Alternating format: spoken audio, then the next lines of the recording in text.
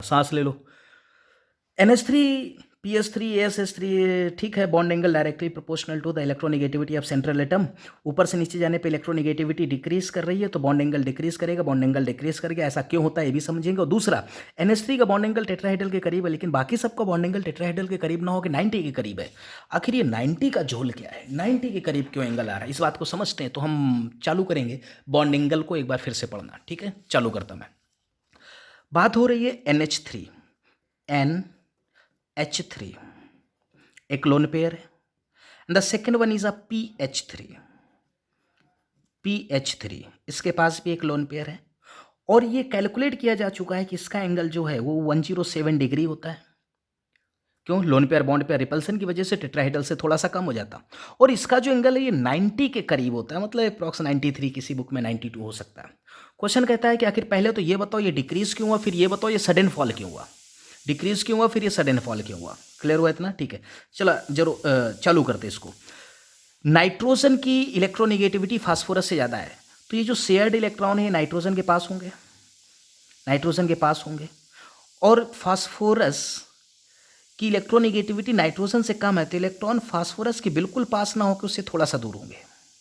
जरा ध्यान से देखो, नाइट्रोजन के पास में इलेक्ट्रॉन्स है तो इनके बीच में रिपल्सन ज़्यादा होगा, रिपल्सन ज़्यादा हो तो एंगल ज़्यादा। यहाँ इलेक्ट्रॉन्स दूर हो गए, रिपल्सन कम तो एंगल कम। इनके बीच में जितना ज़्यादा रिपल्सन एंगल ज़्यादा, रिपल्सन कम एंगल कम, और इलेक्ट्रोनेगेटिविटी कम हो जाएगी। जैसे मैं बात करूँ BiH3 की, BiH3 यहाँ तो बिस्मथ तो मेटल हो गया ना, तो इलेक्ट्रॉन्स और इधर आ जाएंगे और दूर दूर हो गए, दूर रिपल्सन कम एंगल और कम। थोड़ा सा पास है, रिपल्सन ज़्यादा एंगल ज़्यादा, और पास चले गए तो इलेक्ट्रॉन्स और पास हो गए तो रिपल्सन ज़्यादा एंगल ज़्यादा। क्लियर हुआ इतना? ठीक है, ये तो कहानी हो गई एंगल डिक्रीज की। अब बात करते हैं सडन फॉल क्यों है। तो जरा बात को समझते हैं। नाइट्रोजन इलेक्ट्रॉनिक कॉन्फ़िगरेशन करो 1s2 2s2 2p3, p पर 3 इलेक्ट्रॉन और s पर 2। नाइट्रोजन का हाइब्रिडाइजेशन है यहाँ पर sp3, मतलब एक s और 3p मिलकर 4 sp3 हाइब्रिड ऑर्बिटल बना रहे हैं। ये भी sp3 है, ये भी sp3 है, ये भी sp3 है और ये भी sp3 है, जिसमें यहाँ पर एक लोन पेयर है और ये 3 अनपेयर्ड है।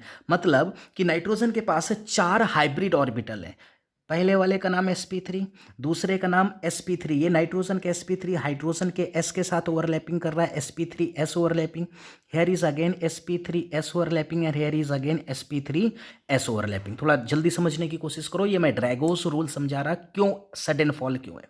तो nitrogen 4 sp3 hybrid orbital use कर रहा है, नाइट्रोजन का lone pair sp3 hybrid orbital पे। लेकिन अगर यहाँ पर फास्फोरस की बात करें, फास्फोरस इलेक्ट्रॉनिक कॉन्फ़िगरेशन मैं करने जा रहा हूँ, nitrogen phosphorus 15, here will be neon and it will be 3s2 3p3। अब यहाँ पर s पर 2 और p पर 3। अब एक बात बताओ, this is s, this is px, this is py, this is pz। Angle किसके करीब है? 90 के करीब। इसका मतलब है कि ये ऑर्बिटल्स की मिक्सिंग होने की टेंडेंसी बहुत कम है। यहाँ पर मिक्सिंग हो गई है, हाइब्रिडाइजेशन हो गया, और यहाँ पर tendency of mixing is very less. Mixing होने की टेंडेंसी बहुत कम होगी। ये कहाँ से पता चला? ये इस एंगल से पता चला। एंगल 90 के करीब है तो जरूर इधर जो ये ओवरलैपिंग हुई है p और h के बीच में, इसमें फास्फोरस के हाइब्रिड ऑर्बिटल ने ओवरलैप नहीं किया होगा, इसमें फास्फोरस के प्योर px ने पार्टिसिपेट किया होगा। इसका मतलब ये px-s ओवरलैपिंग है, ये वाली जो है ये px-y ओवरलैपिंग है, और ये वाली जो है ये pz एस ओवरलैपिंग है, हाइड्रोजन का एस और फास्फोरस का पीजेड। तभी जो इनके बीच में एंगल है वो करीब 90 के आसपास है। किसके आसपास है? 90। अब आप ही जानते हैं px py, अरे यार ये क्या लिखा, py s ओवरलैपिंग, ठीक है, और ये pz s, तो px py pz ये 90 के आसपास होंगे कि नहीं होंगे? तो थोड़ी बहुत मिक्सिंग होने की टेंडेंसी होगी, दैट्स वाई एंगल 90 के करीब है। और ये जो लोन पेयर है ये प्योर एस में, ये लोन पेयर कहाँ पर है? ये प्योर एस में। ये एस ही तो है ना यार, ये एस है। This is 3s, this is 3px 3py 3pz। तो ये चीज़ क्यों हो रही? तो आप ध्यान से समझो, नाइट्रोजन चारों तरफ हाइब्रिड ऑर्बिटल्स को यूज कर रहा है, तभी। और कौन सा हाइब्रिड ऑर्बिटल यूज़ कर रहा है? sp3 नाम का हाइब्रिड ऑर्बिटल यूज़ कर रहा है, तभी एंगल उसका टेट्राहाइड्रल के करीब है। ये सब सारी कहानी टेट्राहाइड्रल से आ रही है, सॉरी, ये सारी कहानी एंगल से आ रही है। अगर एंगल में सडन फॉल नहीं होता तो ये वाला कहानी मैं आपको नहीं सिखाता। दूसरी बात, pH3 में फास्फोरस हाइब्रिड ऑर्बिटल यूज़ ना करके लगभग लगभग प्योर ऑर्बिटल यूज़ कर रहा है इन the overlapping with the surrounding, तभी उसका एंगल 90 के करीब है। किसके करीब है? 90 के करीब। ये जो बवाल है यही ड्रैगोस रूल कहलाता है। क्या कहलाता है? ड्रैगोस रूल। क्लियर? बिस्मथ में एंगल एग्जैक्ट 90, मतलब यहाँ पर जो है इस बिस्मथ ने बिल्कुल भी मिक्सिंग नहीं की है, बिल्कुल भी हाइब्रिडाइजेशन नहीं हुआ, pure P X, pure P Y, pure P Z ने ओवरलैप किया। समझ में आया? तो यहाँ पर प्योर हाइब्रिड ऑर्बिटल यूज होते हैं, यहाँ पर थोड़ी बहुत mixing is possible in the overlapping, और यहाँ पर बिल्कुल भी मिक्सिंग इज नॉट अलाउड। बात समझे कि नहीं समझे? समझे, कोई दिक्कत है यहाँ तक? लेकिन फिर भी अगर कोई pH3 में फास्फोरस का हाइब्रिडाइजेशन पूछता है तो हाइब्रिडाइजेशन आप sp3 ही बताएंगे, लेकिन एंगल जो कि उसका 90 के करीब है, इसलिए हम बोलेंगे कि लगभग लगभग ये तो प्योर हाइब्रिड यूज़ करते हैं, ये लगभग लगभग प्योर, और जैसे जैसे हम नीचे जाते हैं तो वो बिल्कुल pure atomic orbitals are used in the overlapping. बात समझा कि नहीं समझा? तो ये जो भी बवाल मैंने बताया ये किसके बेसिस में समझाया गया? एंगल की वजह से। एंगल में ये बवाल था, इस वजह से ये थ्योरी आई, ये थ्योरी आई इस वजह से एंगल है, ऐसा नहीं है। एंगल की वजह से थ्योरी आई, ना कि थ्योरी की वजह से एंगल्स आ रहे हैं। बात समझ में आया इतना? कोई दिक्कत है यहाँ तक? नहीं। तो ये एंगल की कहानी हो गई। क्लियर? आगे बढ़ते हैं। अब हम इसमें कंपेयर करते हैं बॉइलिंग पॉइंट को। किसको कंपेयर करेंगे? Boiling point. तो ये जो बॉइलिंग पॉइंट है, this boiling point is directly proportional to van der Waals force of attraction. बिल्कुल हम जानते हैं कि बॉइलिंग पॉइंट डायरेक्टली प्रोपोर्शनल होता है किसके? वंडरवॉल फोर्स ऑफ अट्रैक्शन के। क्लियर? और वंडरवॉल फोर्स ऑफ अट्रैक्शन अगर सेम हो जाए तो फिर van der Waals force of attraction directly proportional होता है मॉलिकुलर वेट के। Boiling point directly proportional to van der Waals force of attraction, and van der Waals force of attraction directly proportional to molecular weight. molecular weight ज़्यादा तो surface area ज़्यादा। अब इस बात को समझते हैं जरा। मैं लिखता NH3, PH3, ASH3, SBH3 and the last one is a BiH3।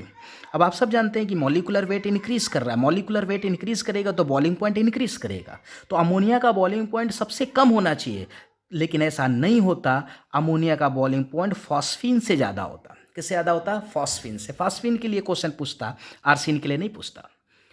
Molecular weight सबसे कम है तो इसका बॉइलिंग पॉइंट सबसे कम होना चाहिए, लेकिन नहीं, इसका बॉइलिंग पॉइंट थोड़ा सा ज़्यादा होता है। अमोनिया का बॉइलिंग पॉइंट फॉस्फीन से ज़्यादा होता है। इस ऑर्डर को याद करो। यहाँ पर अमोनिया आ जाता। क्यों आ जाता? अभी समझाते हैं। यहाँ पर आ जाता। अब क्वेश्चन आया कि आखिर इसका बॉइलिंग पॉइंट ज़्यादा क्यों हुआ? तो आप सब जानते हैं कि अमोनिया में हाइड्रोजन बॉन्डिंग होती है, एक्स्ट्रा फोर्स ऑफ अट्रैक्शन आया, और इस हाइड्रोजन बॉन्डिंग की वजह से मॉलिकुलर फोर्स ऑफ अट्रैक्शन और बढ़ गया, तो उसका बॉइलिंग पॉइंट ज़्यादा। Question, why the boiling point of ammonia is greater than phosphine? Why the boiling point of ammonia is greater than phosphine? Answer, due to the hydrogen bonding, intermolecular hydrogen bonding which is present in ammonia, its boiling point is greater than phosphine. Clear हो गया इतना? कोई confusion किसी को? नहीं। तो ये कहानी हुई हाइड्राइड्स के बारे में। किसके बारे में? हाइड्राइड्स के बारे में। क्लियर हुआ इतना? ठीक है, आगे बढ़ते हैं। नेक्स्ट देखो जरा, नाइट्रोजन के हाइड्राइड क्या पढ़ा तुमने? NH3। ठीक है, बेसिक है, अमोनिया नाम है इसका। नाइट्रोजन के दो और हाइड्राइड होते हैं। एक का फार्मूला होता है NH2NH2, जिसे हम हाइड्राजीन बोलते हैं। ऑर्गेनिक केमिस्ट्री में काफ़ी जगह यूज़ होता है हाइड्राजीन। हाइड्राजीन एक काफ़ी अच्छा रिड्यूसिंग एजेंट है। हाइड्राजीन क्या है? एक reducing agent. It is a strong reducing agent, and this hydrazine is also used in rocket fuel. पूछा गया क्वेश्चन है, रॉकेट फ्यूल में यूज करते हैं। दोनों के पास लोन पेयर ऑफ इलेक्ट्रॉन है, ये दोनों ही बेसिक है। नाइट्रोजन का एक और हाइड्राइड है, that is N3H। This is named as hydrazoic acid. क्या नाम होता है? Hydrazoic acid. It is nothing, it is N3-H+। ये जो एसिड, ये जो हाइड्राइड है, ये एसिडिक है। तो नाइट्रोजन के टोटल कितने हाइड्राइड आए? 3। कौन कौन सा? Ammonia basic, hydrazine basic, N3H acidic, because it is able to remove proton, and N3- हम इसे जानते हैं, this is azide ion. N3- क्या है? Azide ion. वैसे फास्फोरस की बात करें तो फास्फोरस का भी जो हाइड्राइड मैंने आपको पढ़ा है, दैट इज अ PH3, नाम है फॉस्फीन। एक और हाइड्राइड होता है दैट इज P2H4, हम इसे डाइफॉस्फेन बोलते हैं। क्या बोलते हैं? डाइफॉस्फेन। क्लियर हो गया इतना? ठीक है। तो ये सारी की सारी जो कहानी आपने देखी ये किसके बारे में थी? हाइड्राइड्स। अब क्वेश्चन आया इन हाइड्राइड्स का प्रिपरेशन कैसे करते हो, तो जरा प्रिपरेशन देख लो।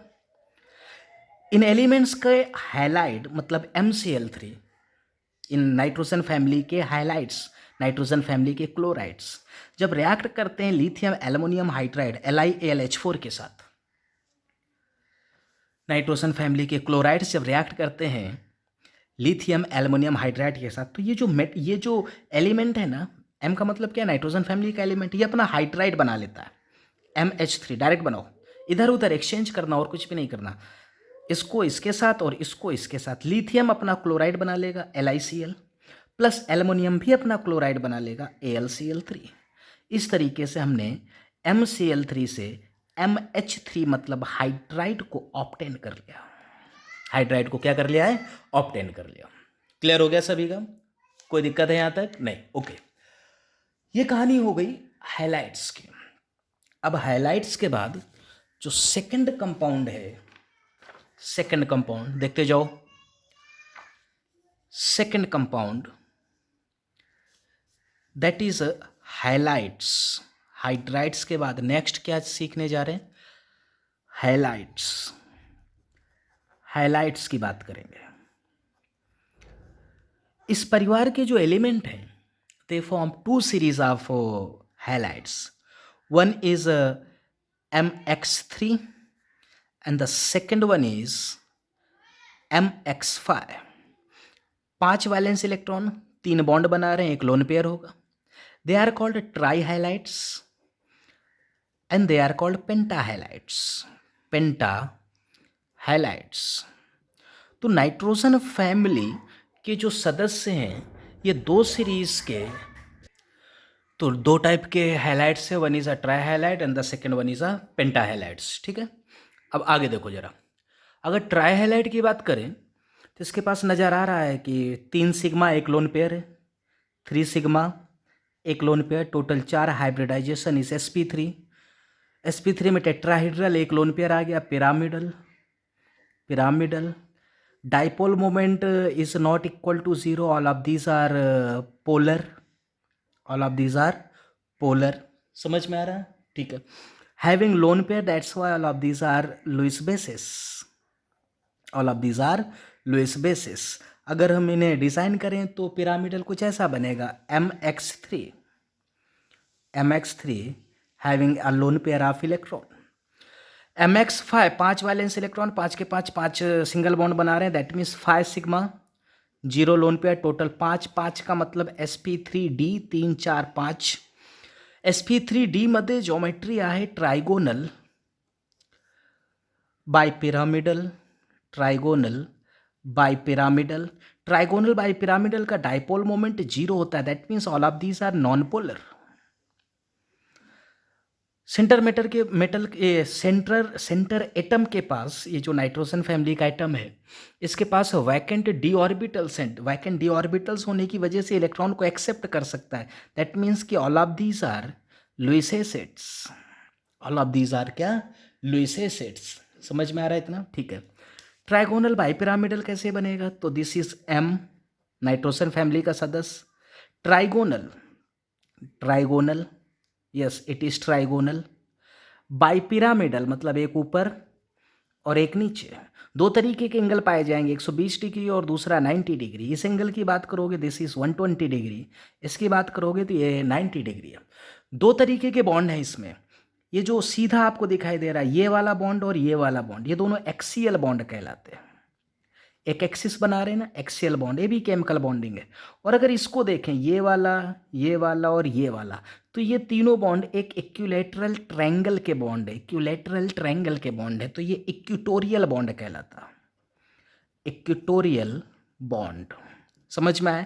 मान लो एक्सियल बॉन्ड ए लेंथ का है और इक्वेटोरियल बॉन्ड बी लेंथ का है।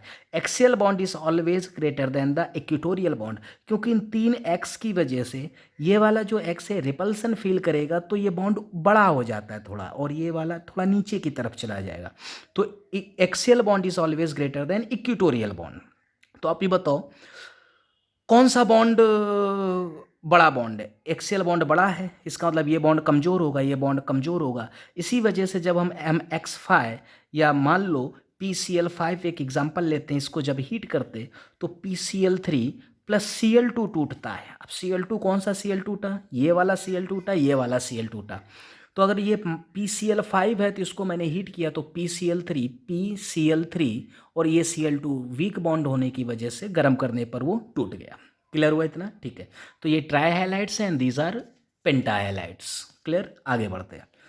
सारे ट्राई हैलाइड्स को लिखता हूँ मैं। अब सारे तो लिखना पॉसिबल नहीं, जो जरूरी है वो लिखेंगे। NCl3, next will be PCl3, ASCl3, SbCl3, BiCl3। सभी के पास लोन पेयर है। All of these are Lewis bases. ये सभी क्या है?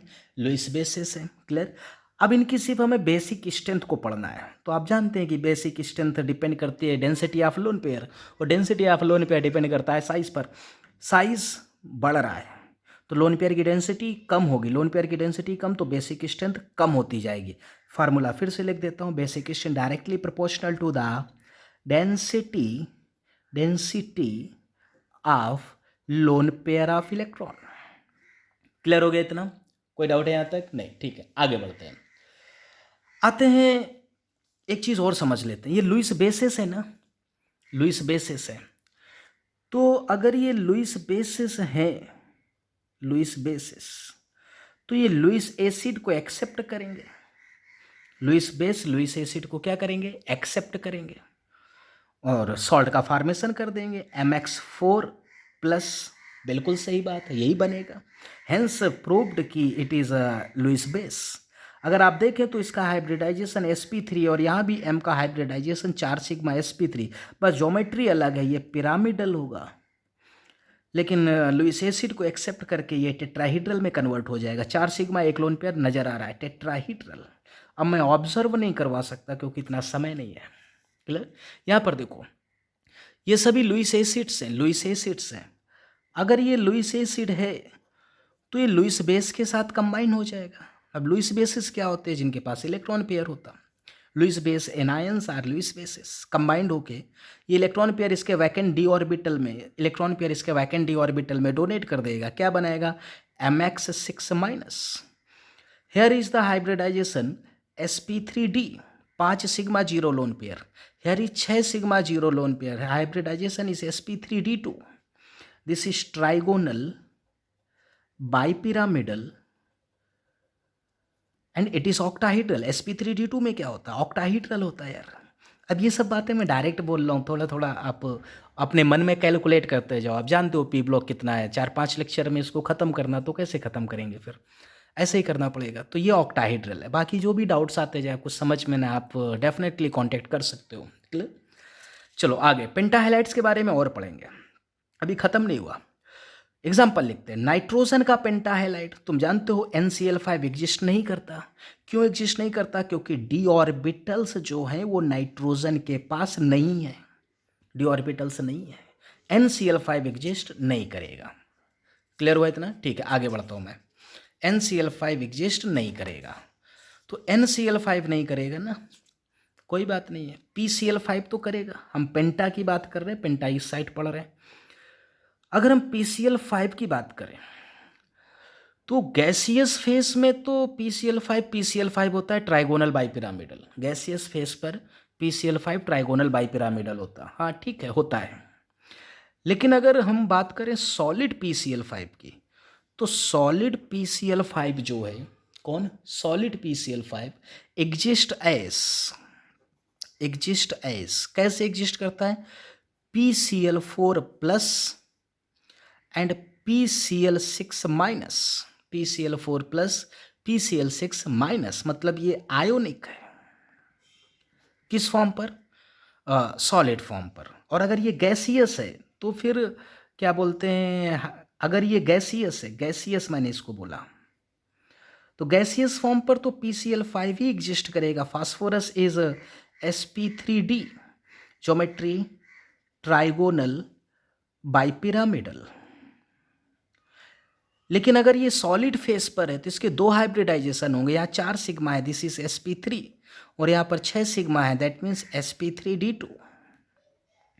तो सॉलिड PCl5 में फास्फोरस के 2 हाइब्रिडाइजेशन होते हैं, one is sp3 and the second one is sp3d2। और गैसियस PCl5 ये ट्राइगोनल बाइपिरामिडल होता है, यहाँ पर हाइब्रिडाइजेशन इसका sp3d होगा। सेम वे पर अगर हम PCl5 के बारे में ये तो कहानी हुई, अगर मैं PBr5 की बात करूं तो PBr5 गैसियस फेस में तो इसी के जैसा होगा, लेकिन अगर सॉलिड है, सॉलिड PBr5 एग्जिस्ट एज, ये कुछ इस फॉर्म पर एग्जिस्ट करता है, PBr4 plus and Br minus, PBr4 plus Br minus. Clear हुआ? ये काफ़ी इंपॉर्टेंट है, आयोनिक है, ये भी आयोनिक है एंड वेरी इंपॉर्टेंट इंफॉर्मेशन।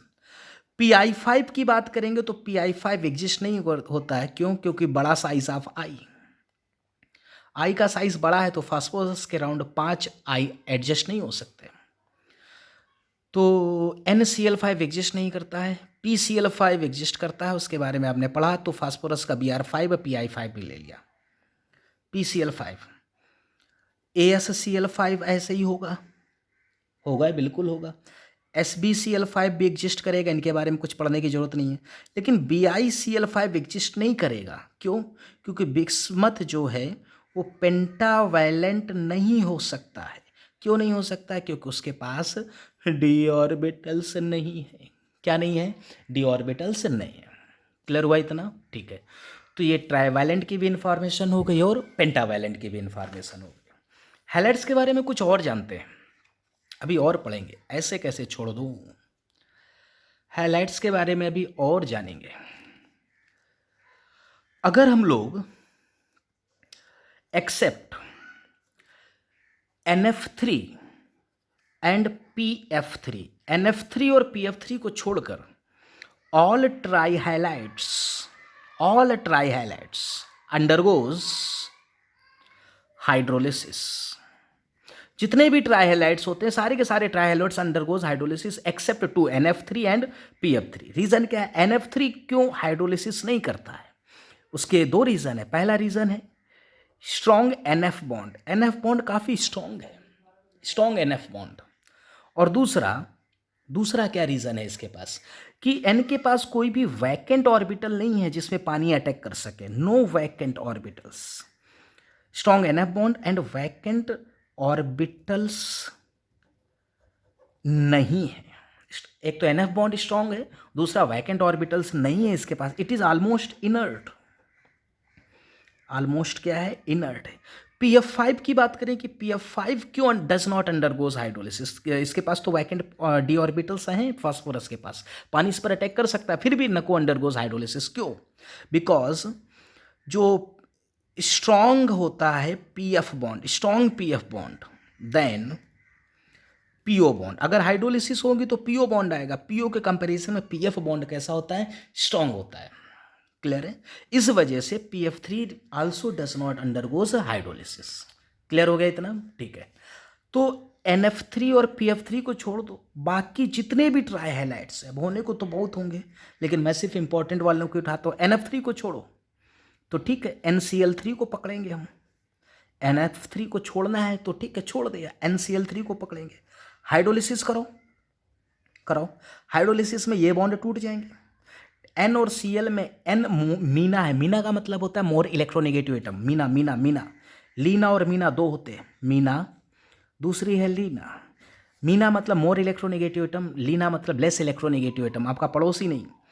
तो नाइट्रोजन और क्लोरीन में नाइट्रोजन मीना है, मोर इलेक्ट्रोनेगेटिव, तो अगर यहाँ पे माइनस आएगा तो माइनस के पास प्लस, यहाँ H और यहाँ पर OH, again HOH, this is HOH। ये देखो NH3 लिखा है, NH3 plus here is HOCl, HOCl hypochlorous acid कहलाता है, हाइपोक्लोरस एसिड होगा। ठीक है। तो जब NCl3 की हाइड्रोलिसिस होती तो NH3 बनता है। PCl3 की हाइड्रोलिसिस कराएंगे, बिल्कुल कराएंगे यार। अब मुझे बताओ PCl3 की जब हाइड्रोलिसिस होगी तो P और Cl में मीना कौन है? Cl मीना, इस पे माइनस आएगा, मतलब यहाँ पर H प्लस और यहाँ OH, अगेन HOH, यहाँ पर HOH, दिस इज POH का होल थ्राइस, और POH का होल थ्राइस H3PO3 होता है। POH का होल थ्राइस क्या होता है? H3PO3। नाम है इसका phosphorous acid, phosphorous acid. Plus बन रहा है 3HCl, नजर आ रहा है 3HCl। All trihalides undergoes hydrolysis. समझ रहे इतनी बात? ठीक है, आगे बढ़ते हैं थोड़ा। NCl3 हो गया, PCl3 हो गया, अगला ले लेते हैं ASCl3, ASCl3। Again hydrolysis, same वही कहानी होगी, OHH, OHH, OHH, वही लीना मीना का झोल। इट विल फॉर्म ASOH का whole thrice, that means H3ASO3। ठीक है, ये आर्सेनस एसिड कहलाता है। प्लस बनेगा 3HCl। क्लियर हुआ इतना? ठीक है, आगे ये NCl3 हो चुका, PCl3 हो चुका, ASCl3 हो चुका, दो और बाकी, एक SbCl3 और BiCl3। ये दोनों एक जैसे करते हैं, ये दोनों एक जैसे, ये अलग है। ठीक है, तो Sb के पास चलते हैं। SbCl3, इसकी जब हाइड्रोलिसिस होती है तो इसके हाइड्रोलिसिस का पैटर्न अलग है। इसके हाइड्रोलिसिस में सिर्फ दो बॉन्ड टूटते हैं, मीना अभी भी Cl है, यहाँ पर H, यहाँ OH, अगेन यहाँ पर H, यहाँ पर OH, और ये जो दो OH है इससे एक पानी हटा दो, इससे एक पानी हटाओ, ये ट्रिक है, अदरवाइज आप ये रिएक्शन नहीं कर पाएंगे। तो जो प्रोडक्ट बना वो कुछ ऐसा है, Sb, एक ऑक्सीजन बचा, और ये Cl, SbOCl, समझ में आया? प्लस HCl आपको दिखाई दे रहा है, बैलेंस करने की जरूरत नहीं है, इसका नाम है एंटीमनी ऑक्सीक्लोराइड, एंटीमोनी ऑक्सीक्लोराइड। वैसे अगर हम BiCl3 की बात करें, ये भी सेम ऊपर वाले पैटर्न की तरह रिएक्शन करता है। दिस इज OHH, OHH, यहाँ से पानी भगा दो, ये बना BiOCl, BiOCl प्लस HCl, इसका नाम बिस्मथ ऑक्सीक्लोराइड, किस्मत ऑक्सीक्लोराइड। समझ गए इतना? ठीक है, इसका एक नाम और होता है जिसकी वजह से important, it is named as pearl white. क्या बोलते हैं इसको? पर्ल व्हाइट भी बोला जाता है। समझ गए इतना? ठीक है, कोई दिक्कत यहाँ तक नहीं। हाइड्रोलिसिस का भी कॉन्सेप्ट सीख लिया। चलो मैं कुछ और हाइड्राइड्स लिखता हूँ, नाइट्रोजन के सॉरी हाइलाइट्स लिखता हूँ। नाइट्रोजन के सारे हाइलाइट्स लिखने जा रहा, NF3, NCl3, NBr3, Ni3। Nitrogen एक लोन पेयर होगा, सामने नजर आ रहा है लोन पेयर। इसमें जो NF3 है ना, सिर्फ नाइट्रोजन का एक halide, that is trifluoride, that is stable and non explosive. इसके अलावा ये जितने बाकी हाइलाइट्स हैं, all of these are unstable and explosive. आज तक कई बार क्वेश्चन पूछा गया है NCl3 के बारे में, which among the following is explosive, तो NCl3 explosive, NBr3 explosive, Ni3 भी एक्सप्लोसिव है। लोन पेयर है, ट्राई हाइलाइट्स लुइस बेसिस होते हैं, मतलब मुझे इनकी बेसिक स्ट्रेंथ कंपेयर करनी पड़ेगी। बेसिक स्ट्रेंथ तो लोन पेयर की डेंसिटी पे डिपेंड करती है। ठीक है, इनका साइज तो बराबर है, नाइट्रोजन बराबर साइज के हो गए। तो जरा एक काम करते हैं, इनको समझते हैं, fluorine, chlorine, bromine, iodine. Fluorine की इलेक्ट्रोनेगेटिविटी सबसे ज़्यादा, अगर फ्लोरीन की इलेक्ट्रोनेगेटिविटी सबसे ज़्यादा